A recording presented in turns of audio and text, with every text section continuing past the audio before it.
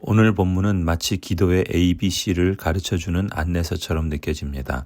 시편의 성도는 기도가 무엇이며 어떻게 해야 하는지를 하나씩 차례대로 안내하고 나서 자신의 경험에서 체득한 원리와 실천들을 성경 말씀을 토대로 풀어갑니다. 가령 어떻게 기도해야 하는가? 145절에 온 마음을 다하여 부르짖으니 주님 나에게 응답하여 주십시오. 전심으로 부르짖는 것이 이 성도가 기도하는 방식이었습니다.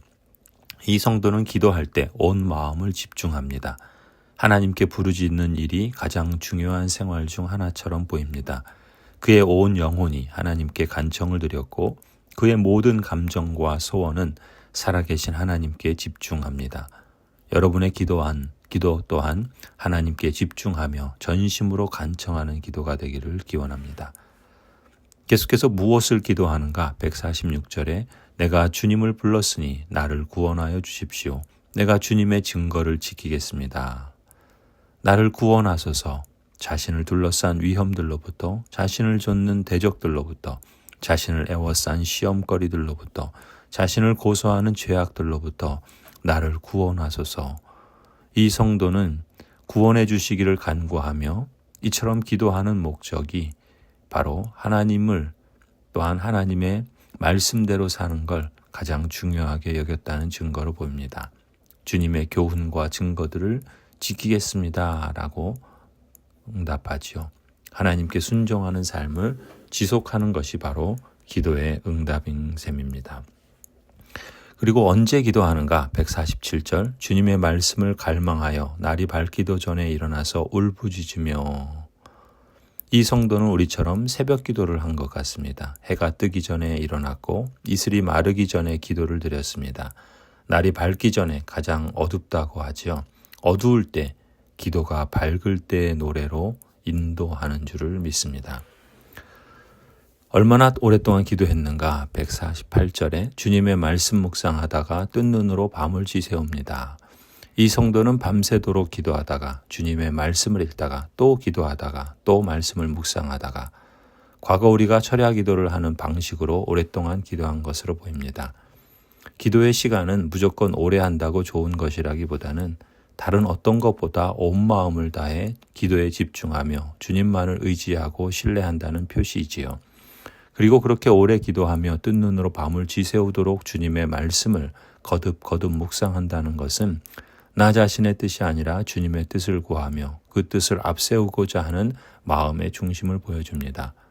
우리의 기도가 이처럼 오직 주님께 집중하며 주님만을 신뢰하고 내 소원 내 뜻이 아니라 주님의 뜻과 주님께서 주관자 되심을 인정하는 기도가 되기를 소원합니다. 이 성도는 또한 어떤 간청을 드렸는가? 149절 주님 주님의 인자하심을 따라 내 간구를 들어주십시오. 주님 주님의 규례를 따라 나를 살려주십시오. 먼저 이 성도는 자기 자신의 공로를 내세우지 않으며 한순간도 자신의 공적에 따른 보답을 간구하지 않습니다. 오히려 이 성도는 거저주시는 바 주님의 은혜를 사모하며 이것을 주님의 인자하심을 따라라고 표현하지요. 그리고 이 성도는 나를 구원하소서라고 부르짖었고 그 다음에는 내 소리를 들으소서라고 부르짖었으며 그리고 나서는 이제 나를 살려주소서라고 부르짖습니다. 우리를 살리셔서 죽음으로부터 벗어나게 하시고 힘을 더하셔서 우리로 삶의 질고에서 허덕이지 않게 하여 주옵소서 기도하는 셈이죠. 무한하신 지혜와 배려에 따라 소성케 해주시기를 간절히 기도하는 것입니다. 그때 어떤 일이 일어나는가? 150절에 악을 따르는 자가 가까이 왔습니다. 그들은 주님의 법과 거리가 먼 자들입니다. 사실 이 성도가 기도하는 상황은 일촉즉발의 위기 상황으로 보입니다. 바로 자기 뒤에서 들리는 악한 자들의 발자국 소리를 들을 수 있었기 때문이죠. 악한 자들이 이 성도를 가까이 찾아온 것은 그의 유익을 위함이 아니겠죠. 그를 해치기 위함입니다. 따라서 그들이 접근하는 소리는 두려움을 느끼게 할 수밖에 없었겠죠. 그렇다면 이런 위기 상황 속에서 어떻게 해야 하는가? 어떻게 구원을 받을 수 있는가? 151절 그러나 주님께서 나에게 가까이 계시니 주님의 계명은 모두 다 진실합니다. 대적이 아무리 가까이 있다 해도 우리 주 하나님께서는 더 가까이 계신다는 사실입니다. 고난당하는 하나님의 자녀가 느끼는 최상의 위안. 여호와는 가까이 계시며 우리의 부르짖음을 들으시며 신속하게 구원을 베푸신다라는 진리이죠. 그분은 가까이 계셔서 우리의 대적들을 쫓아내시고 우리에게 참된 안식과 진정한 평안을 제공해 주시는 하나님이신 줄 믿습니다. 그리고 이 모든 위기와 문제 속에서 체험한 일들로 인해 이 성도는 무엇을 하는가? 152절 주님께서 영원한 증거를 주셨습니다. 나는 그 증거를 오래전부터 잘 알고 있었습니다. 성도는 하나님의 말씀의 교훈이 창세전에 이미 세워졌다는 사실을 알았고 그리고 그것이 결코 변개되지 않고 그럴 가능성도 없다는 사실을 일찍부터 알고 믿었습니다. 세월의 흐름과 더불어 다른 모든 것이 변할지라도 하나님의 말씀과 또한 하나님의 신실하심은 결코 변하지 않으며 확고부동함을 믿고 신뢰했던 것이죠. 그리고 그 진리가 자신의 삶에서도 사실이었고 진리였음을 체험하며 그 주님과 주님께서 확증해 주신 영원한 말씀을 입으로 증거하고 또한 하나님께 찬송을 올려드립니다.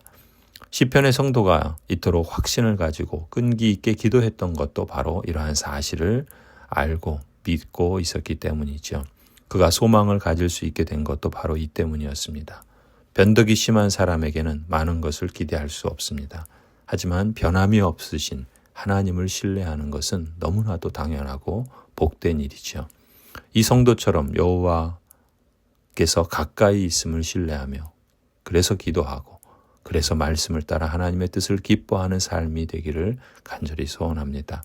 160절 마지막 말씀처럼 주님의 말씀은 모두 진리이며 주님의 의로운 규례들은 모두 영원합니다. 영원토록 결코 변하지 않으시는 우리 주 하나님과 말씀을 듣고 읽고 묵상하고 순종함으로써 가까이 교제하는 즐거움과 기쁨이 참으로 여러분의 삶에 날마다 지속되길 바랍니다. 하나님을 영화롭게 하며 하나님으로 인해 즐거워하는 데 있어서 점점 더 발전하는 모습을 나타내기를 간절히 축원합니다. 아멘.